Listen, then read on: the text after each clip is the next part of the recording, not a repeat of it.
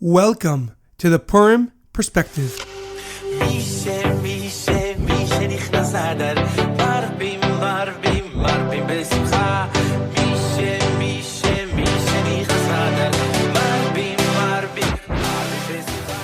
I want to wish you all a happy and joyous Purim. The Purim Perspective is being sponsored by Anonymous. May God bless him and his family with much success, health, happiness, and many children. The holiday of Purim is not just a time where we eat, drink, and be happy, but rather also an immensely spiritual holiday where the gates of blessings are wide open, waiting for us to access them. There are many powerful lessons to learn from the Megillah. However, there is one that I would like to share with you today. The Megillah begins with the story of Achashverosh throwing a feast to celebrate 70 years since the destruction of the first Beis Hamikdash by Queen Vashti's grandfather, the wicked Nebuchadnezzar. Achashverosh knew that it had been predicted by the Jewish prophets that 70 years after the destruction of the first temple, it was going to be rebuilt. He was afraid that the restoration of the Jewish community and the rebuilding of the Beis Hamikdash might shake the foundations of his world empire.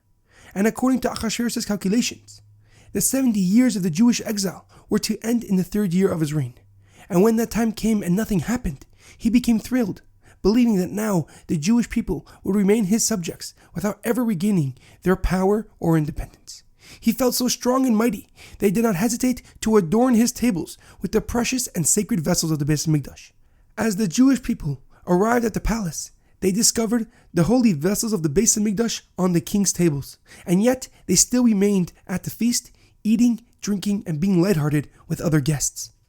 God's anger was aroused by the Jewish people's disrespect. Not only had they gone to a feast which had the holy vessels of the Beis Hamikdash on display, but they also enjoyed it.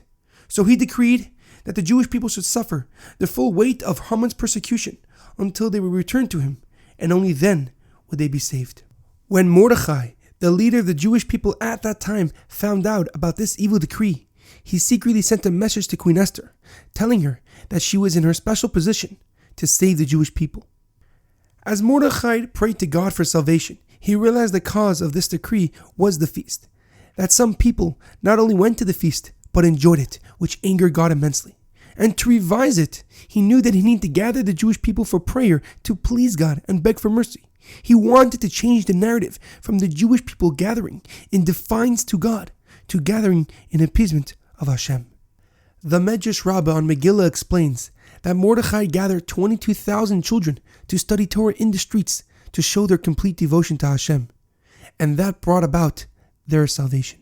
In our daily life, it is imperative to realize that in order to change any situation, you must first change the narrative.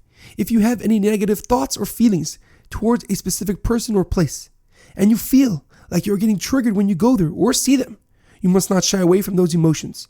Instead, process them in a mature and objective manner so they can become dormant in your life and you can move forward to accomplishing your goals, your dreams, and potential.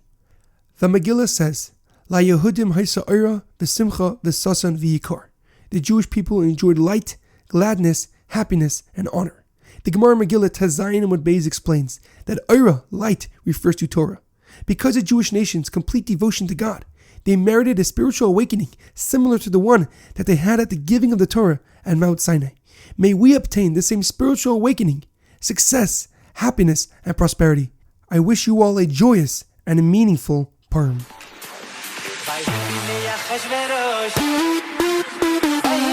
Achashverosh.